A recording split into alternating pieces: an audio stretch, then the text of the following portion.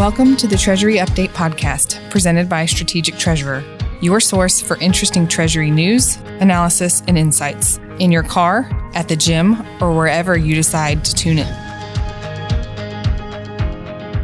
Welcome to the Treasury Update podcast. This is Jeffery, and I have two guests with me today, Tiffany and Royston Costa. I'll let them introduce themselves in a moment. I am delighted to have this discussion about Moonshot technologies and their impact on Treasury.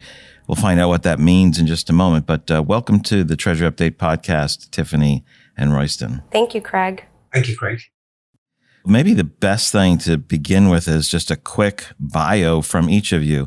Let's begin with you, Tiffany. Maybe you could just tell us where you work and what your responsibilities are and some background, then we'll move over to Royston. Absolutely. And thank you again, Craig, for having me here this morning. Like you said, my name is Tiffany and I am the head of product strategy and ESG for Bank of America's Global Transaction Services. So really what that means is I spend a lot of time thinking about the future of Treasury and the future of payments, how payments are going to change, how emerging technologies are going to change the everyday for a treasurer, and how a treasurer can actually infuse those emerging technologies into their everyday work to make things run better, faster, and more efficient. Great, thank you. And you're based in New York?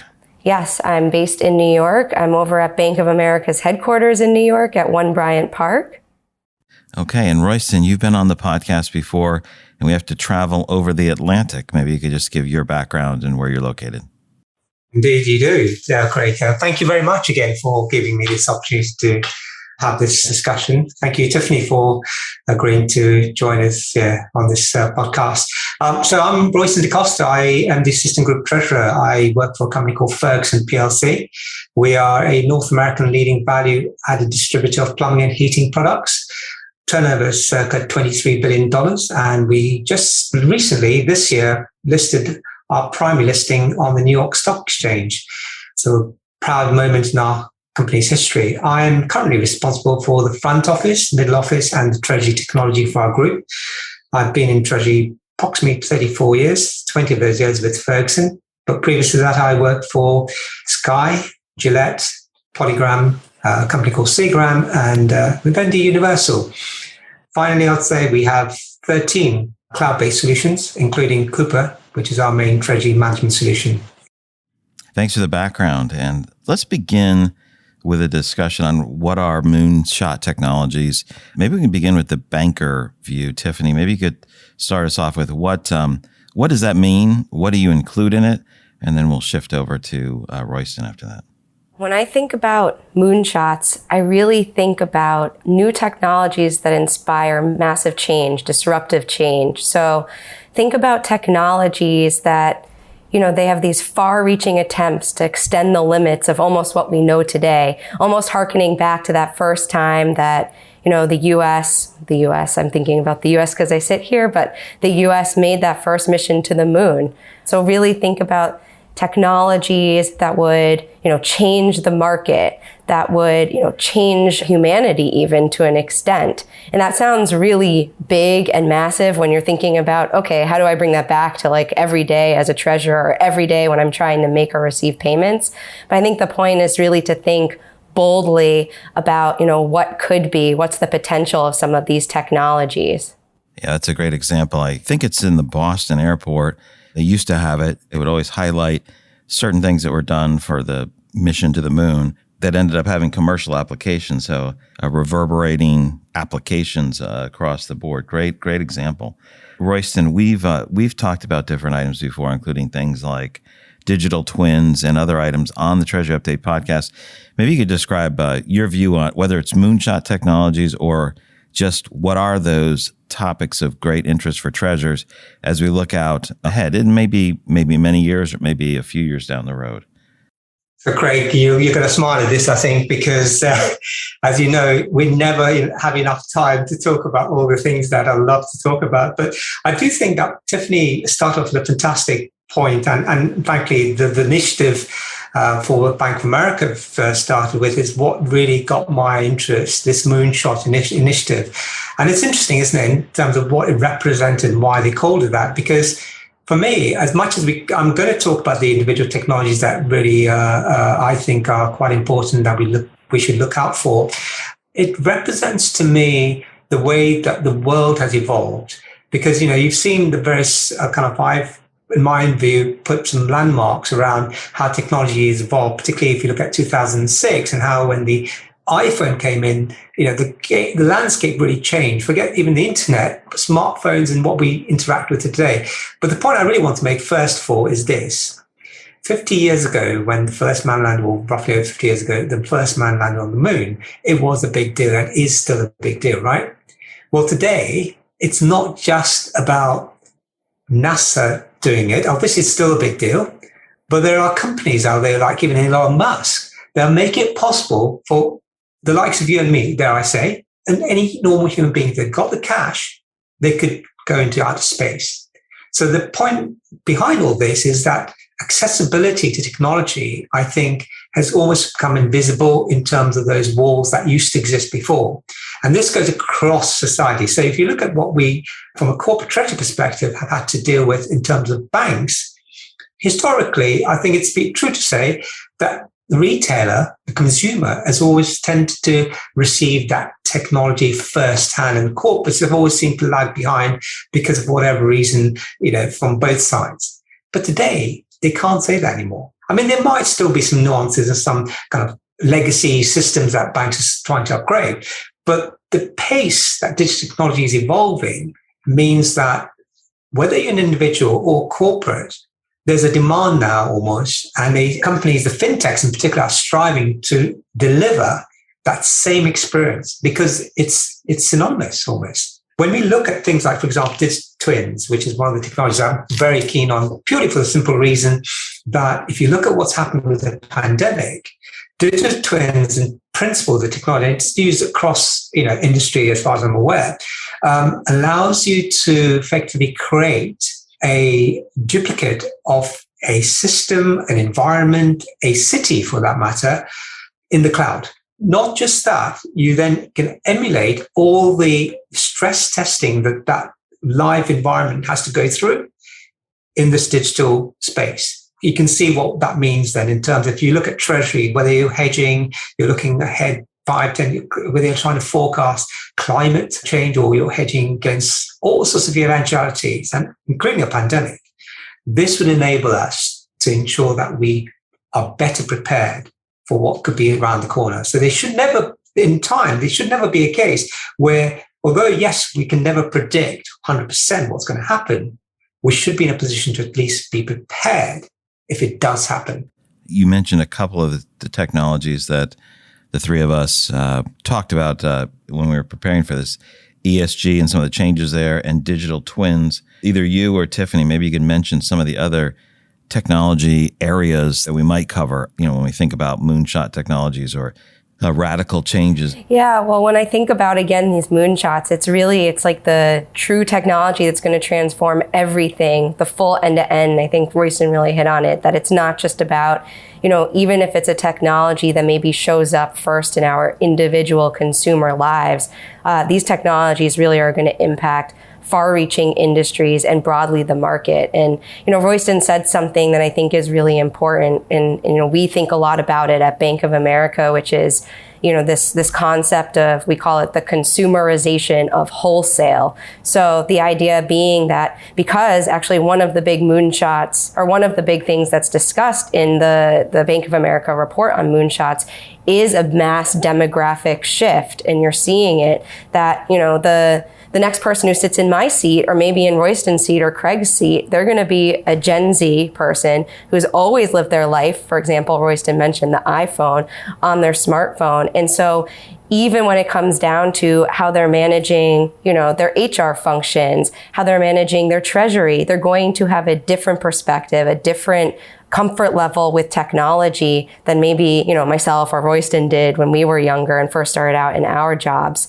And all of that's going to end up coming back to Treasury, right? Like if you think about even the end experience that Ferguson is trying to create for its customers, that end experience is going to have implications upstream or downstream on what Royston's doing sitting in Treasury. And all of that end experience is going to be influenced by some of these technologies. Just, I think about something like one of the Moonshot concepts is 6G. I think we've all heard about 4G and now 5G, but 6G, which is really the next generation of mobile technology. So think about, Royston's end customers, or maybe Royston even as a treasurer being able to access all of the different types of data that his company is generating, being able to employ and apply 6G mobile technology to be able to make sense of that data even faster, be able to take advantage of things like AI and machine learning algorithms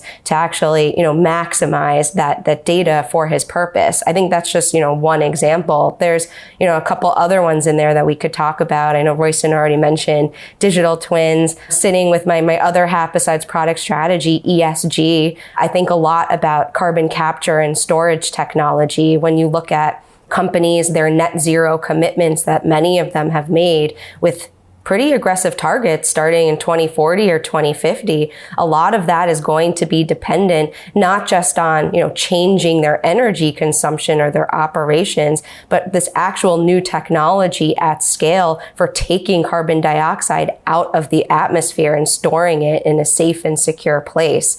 And, I would be remiss if I didn't mention one of my other passions, I should say, or one of my other favorite topics of technology, the metaverse and digital assets or digital currency. I think that's always a fun one, which again seems very futuristic. And you might think, what does this mean for my real life? Like, how does this actually translate back into my daily functions? But we're already applying the metaverse and digital asset technology at the bank when it comes to training. We just hired a whole new analyst class. A big chunk of their training was actually delivered via Oculus in the metaverse so that they could actually interact with some of our senior executives who happen to be all over the world, but they were able to do that sitting in New York in our auditorium. The glass screen in front of their eyes, they're meeting and seeing things in more than 3D. Yeah. One of the underlying questions that I'm not going to ask out loud for you guys to answer, but I want to make sure we're covering this is, how is this technology currently being used and will it be used in the future?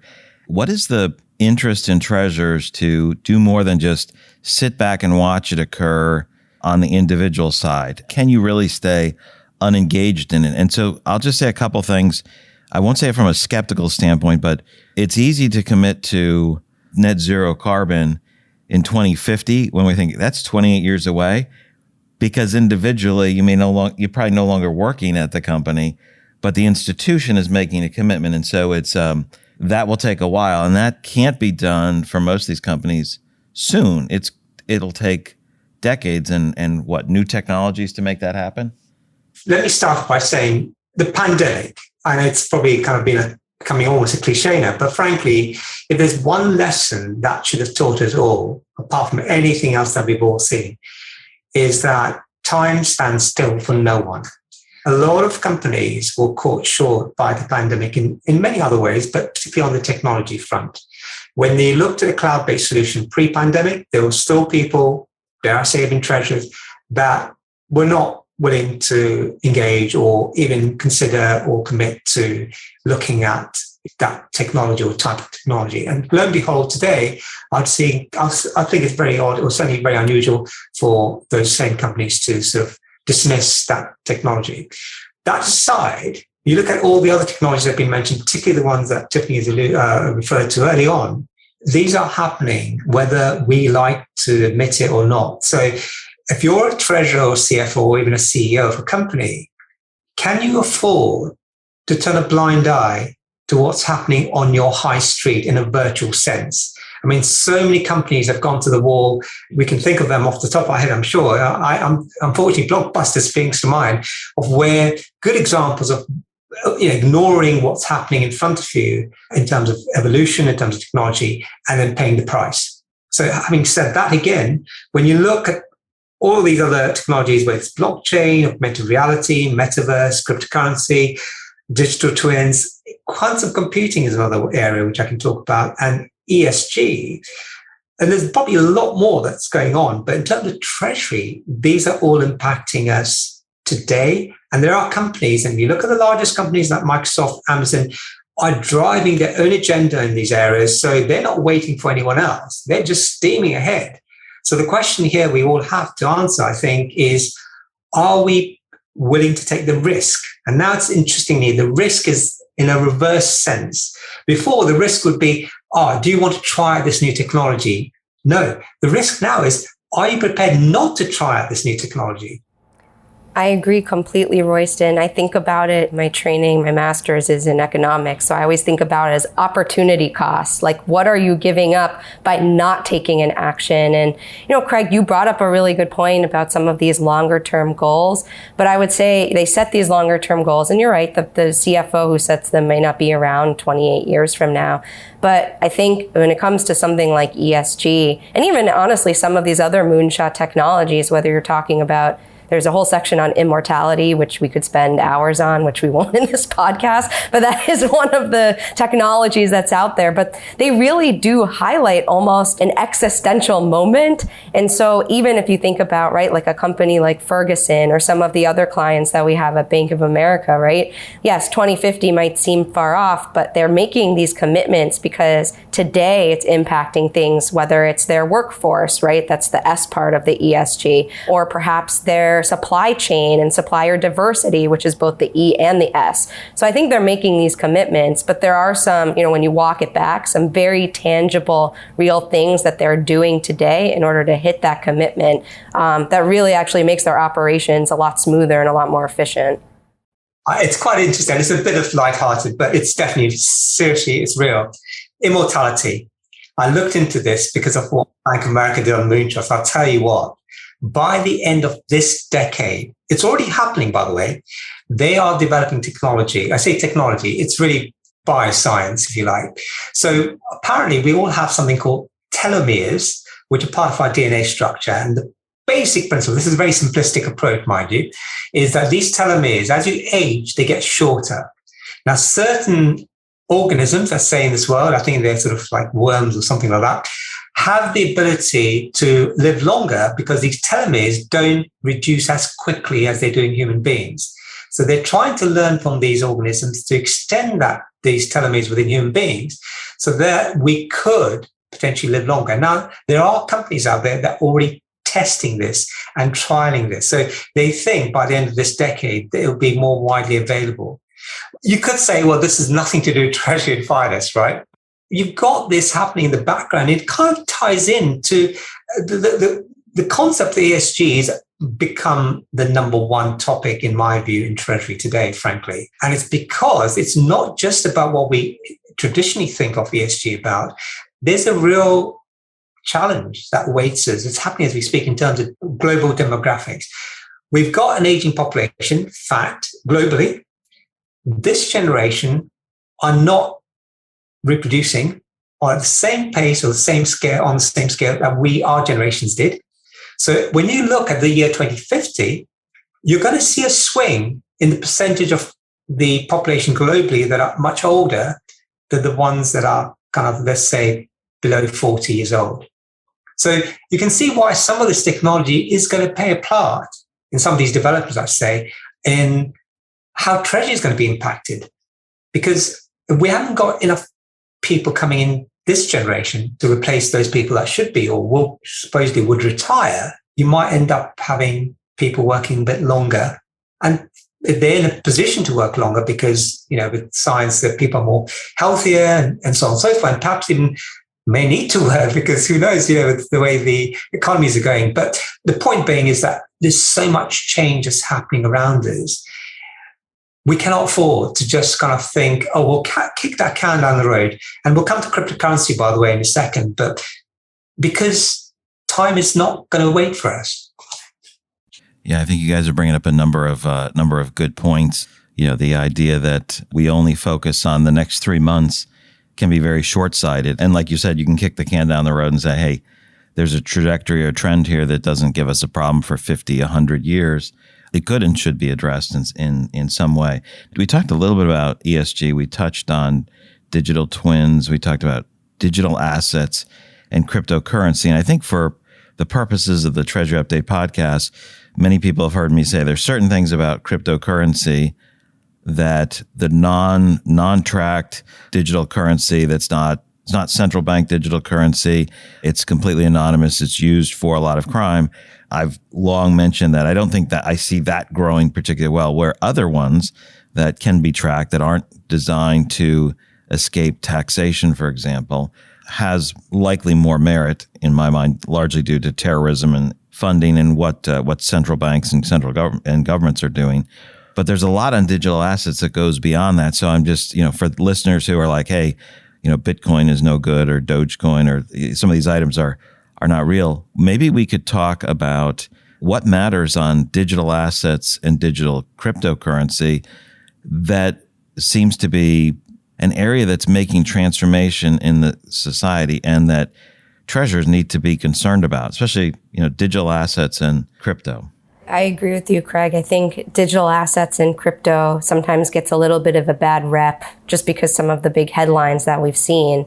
And I do think the price volatility of some of these cryptocurrencies like Bitcoin can distract from the actual usefulness of the digital asset technology itself.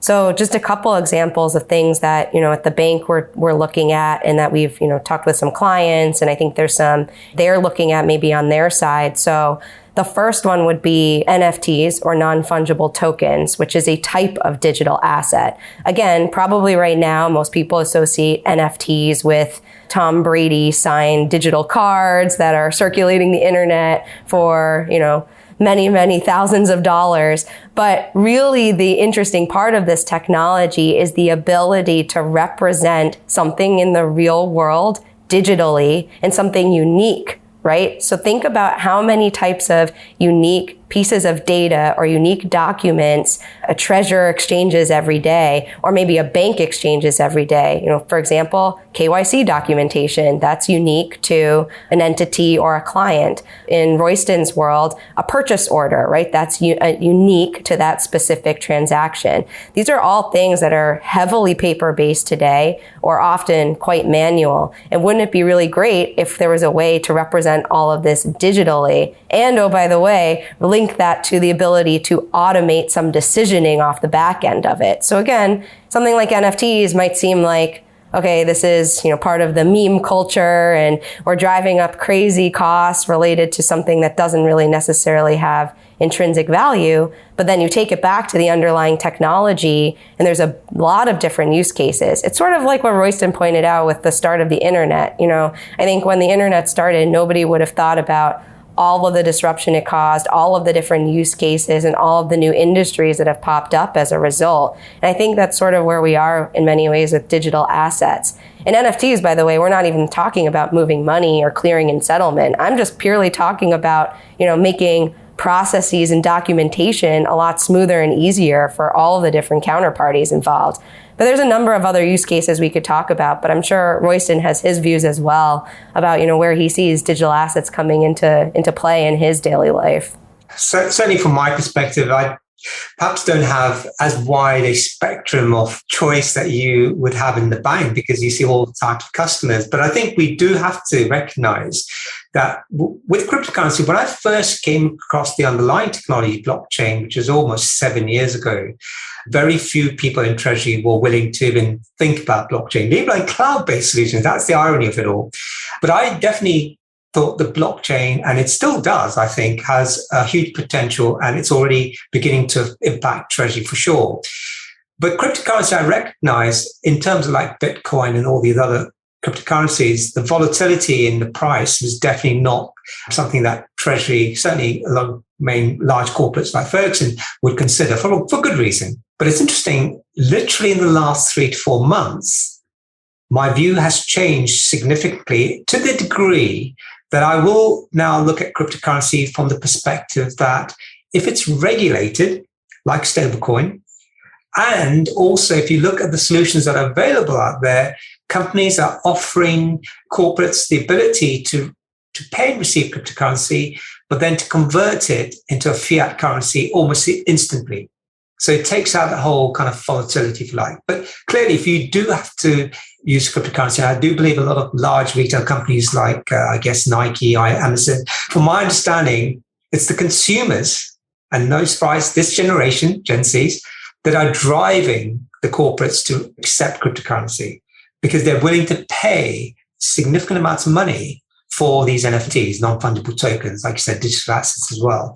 So from a corporate perspective, definitely cryptocurrency is high on the agenda for I think for us, and certainly for all companies, I would say. We haven't had any customers as yet request to pay us in cryptocurrency.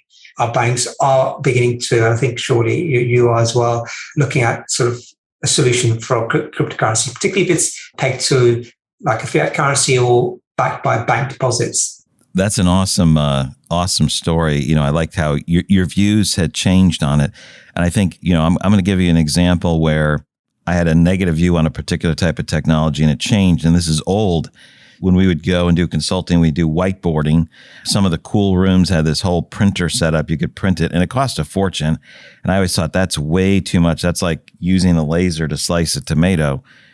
But we would draw on whiteboards and then we need to take a picture. And so we had these small digital cameras we had that gave a very high resolution, but it was another device. And people would say, why don't you use your phone? It's like, we can't read all of the detailed writing on there. Well, phones rapidly matched what you could do or came close enough that it didn't matter. You didn't need to carry a separate device. So we no longer use these separate small digital cameras. And so the looking down on cameras on phones certainly became replaced because the tech got there. It was easier to send. It was less steps, less devices to carry. Your point, Royce, about things change. Like maybe the idea is as we look at some of these new moonshot technologies, not all of them will succeed. We shouldn't just dismiss them because we find here's a particular use case that doesn't make sense. Therefore, we can look at the whole category and shut it down. And I think that's one of the key things for the discussion today. It's like as we talk about it, we're looking at, hey, what about digital assets and digital currency? What the pandemic brought, with signing? Like so many places wanted wet signatures on contracts, which is a bit odd, right? And then everybody accepted them, whether using Right Signature or DocuSign. All of a sudden that became digital. But how might this have an impact in the future? And maybe we'll look at the bank side. So let me just talk about one type of situation with, let's say we're passing payment files, and let's say we still pass payment files in the future. It's not streaming or anything like that. Right now, the security tends to be if there's a host-to-host connection, we pass digital certificates so that it's encrypted. But the signing, there might not necessarily be any signing on the file. It is ID, password, and an encrypted file. Will this type of technology mean that the whole file is a digital asset? It's completely signed, it's locked, it's got everything else. Will that impact something like payments or some other types of trade transactions? Where would you see that impacting business transactions? Maybe I'll start with you, Tiffany, if that's not too far of a way of a question. I don't think it's actually as far off as it might seem. Like, I actually don't think that it's almost not even, it's the future as in it's not happening at scale today, but it is happening to an extent. First, I think even if you look at a digital asset, whether you're talking about an NFT or a stable coin being used for a transaction, I think one of the most interesting things from a payment perspective is that the signature or the identity, the clearing message itself, and the settlement all happen in one simultaneous movement and in one token. Even today, if you think about real-time payments, right, which is probably our newest, I would say, of our newest payment rail, the clearing or the message itself and the money movement, though it happens in near real time, they're still two different pieces, right? So I think one of the most interesting and valuable parts of digital assets is that all happens simultaneously. So again, I think one of the examples that you brought up would be, think about even sending an invoice and doing the payment on that, but then also at the same time verifying that the supplier that you're paying is actually the right supplier for that invoice. You could actually embed that data within the token itself. And the token could also be the vehicle for moving the money. So I think there's a lot of really awesome use cases that this could open up. I think the trick though with this technology is that by definition, I mean, Royston brought it up too. It's all based on distributed ledger technology, which is inherently a network technology. So, Craig, if you and I agree that this is the technology we're going to use in order to move money and exchange data, that's great. But Craig, you might also need to move money and exchange data with Royston. And if he doesn't agree, how efficient would it be for you as a treasurer, for example, to stand up a one-off unique process that only works for Tiffany, but doesn't work for Royston? So one of the challenges, I think, is going to be in driving that adoption and that network effect. And that's going to be the piece that takes longer, not the technology itself. It's going to be driving the adoption. And look, there's things that happen that serve as catalysts for adopting technology faster. I think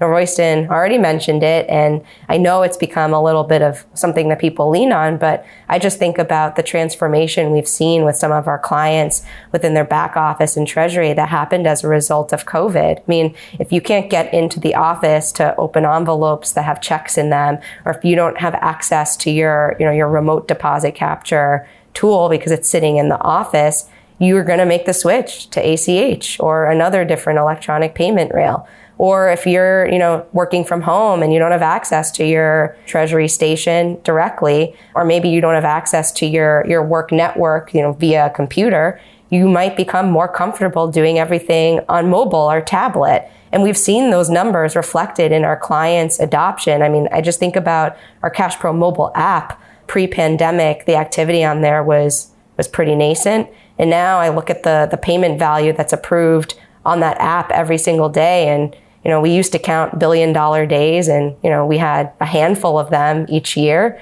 Now it's every day is over $1 billion of value. And we're looking at the next benchmark, the 5 billion, the $10 billion day, which just shows, right, in 2 years, how much behavior can change. So I think when people realize and come to better understand some of the applications and values of things like cryptocurrency or digital assets and all the things it unlocks, I do think you're going to start seeing that shift in that adoption. And what's even more fun about this technology is you might not even realize that you're using digital asset technology. You just might think of this as this is just another way to move information and move money. Absolutely. I totally agree. A couple of things I want to add to that in terms of what you say about cryptocurrency and technology generally. First of all, the time before, going back quite a bit, obviously 20, 30 years maybe, treasurers were always naturally conservative and cautious before trying anything new, particularly when it came to technology. The way the game, or sort of the landscape works today, in my view, is you don't have that level of concern so much, merely because most platforms, most solutions have a sandbox, a digital sandbox you can test and play around in. And the cost, and in terms of time or any other financial cost you might want to think of, behind doing that is negligible, literally. So you don't lose anything by doing that for a start. So that should take away most of that sort of concern. Then very quickly moving across to new technologies, APIs, application programming interfaces. Again, something I didn't really think of very highly, frankly, until very recently, because I couldn't see a value behind them. I get the concept, but I couldn't see where the value was. And I saw a solution recently that said, you know what, we will be a one-stop shop. We will connect to whatever bank, whatever solution you might want to connect with, and we will be your gateway. Which suddenly, light bulb moment, thought to myself, there's the value. That is a true value to a corporate treasury, because I don't want necessarily to be connecting to each individual vendor or bank. I just want to be able to do it once, and then the person in the middle or the service provider does all the heavy lifting for me. So that's, again, another evolution in terms of how technology has gone in the right direction as far as I'm concerned. Going back to what Tiffany said about cryptocurrency, I think it's absolutely right? This is an area that's evolving, and it's evolving, in my view, in the right direction, and specifically around stablecoin, those currencies. And the point, and the analogy she used is actually pretty good, actually, because when you think of way cryptocurrency works, where there's this anonymity when it was first designed. But interestingly enough, banks and certain vendors that are developing the solution where it's a closed group to a degree. it's giving you all the benefits of what cryptocurrency still gives you, but they're trying to do it, or at least they're doing it in a way that is palatable because it's known risk and it also complies with a lot of regulation globally, especially OFAC in the US, where they monitor, any cryptocurrency accounts, particularly with ransomware and those sort of areas. So I'll stop there because there's so much more I want to say, but I'm thinking of time as well. Well, I think you and Tiffany brought up a lot of good points, and we haven't even touched on 6G really, or quantum computing. We only mentioned the metaverse and described digital twins, and we've gotten quite a bit of good things out of the discussion. And I think if both of you are up for it, I want to make sure we do a second, maybe a third one on this. Yeah. We could do a part 2. I like that. Part 2, part 3. Absolutely. But maybe just to, as we draw this particular session to a close, maybe what I could ask you, Tiffany, and then Royston, what particular items should corporate treasurers, treasury people be on the lookout for, at least learning about on these moonshot technologies or these changes to make sure they're aware of what's going on, how that may impact treasury? What should the mindset be and where might they look? Well, of course, I would be remiss if I didn't suggest that they go check out business.bofa.com and read Haim Israel, our head of thematic investing, the Moonshots report. I think there's a version of it out there that's quite digestible. It's only a few pages with some brief descriptions of these moonshots. So I think that's probably the best place to start. But look, there's more besides even the ones highlighted, right, in this research report. And I think there's a variety of terrific resources out there. But I think the key piece is that, I think it's very easy for all of us to get stuck in our day-to-day, just executing. And like you said, Craig, I think at the outset of this, just focusing on that long-term horizon, which might just be getting to the next quarter. And I think it's important to almost go back to that intellectual curiosity and foster it, that thirst that maybe we even had when we were younger and when we were in school, just being open to these new ideas. I mean, I have a group of analysts and associates, so folks right out of college that I bring together pretty regularly with the head of our business because they're often the best resource for some of this stuff because they are playing with this technology every day. So I think that's another resource that, treasurers and some of your listeners can also think about tapping. So it goes back to being that almost like self-motivation, that curiosity to drive that. But then also, I think, leaning on some of our younger colleagues or colleagues maybe newer to our employment places or to Treasury, because they're going to ask those questions. Why have you always done it this way? Why are we doing it this way? Why don't we think about doing it another way? They're going to get us out of some of those habits and out of the day-to-day. That's excellent. Tiffany, if you include send me the link. We'll make sure we include it in the show notes so that the listeners can pull that down. Great. Thank you so much. And Royston. One thing I would always say in terms of from a treasury perspective, don't look to solve a problem that you don't have, for sure. I mean, there's so many good solutions out there. I'm not suggesting that. I'm sure Tiffany's not suggesting that. But one thing I would say is that we can't ignore that this generation that's coming into the workplace, that's in society, they are ruthless when it comes to attention span, as we probably are as well to some degree. And what I mean by that is that speed is of the essence in most things that they interact with. Therefore, when you look at what we have, the tools that we use in the workplace, typically, if it's not got the right level of technology, it's not going to lend the speed that they're used to. And so they're going to want to look for solutions that offer that, sort of that automation, that sort of efficiency. Be inquisitive. I'm not suggesting you should go onto social networks, but that's what the young generation are doing. They're on Twitter, they're Instagram. This is where they pick up a lot of the information they do. I am not on those necessarily, but LinkedIn is a good source for me. And obviously these podcasts are a great source, as are your banks, Moonshots, and some of the other journals that I subscribe to. So the information is out there. It's just you have to have the curiosity and the enthusiasm to some degree and zeal to pursue that.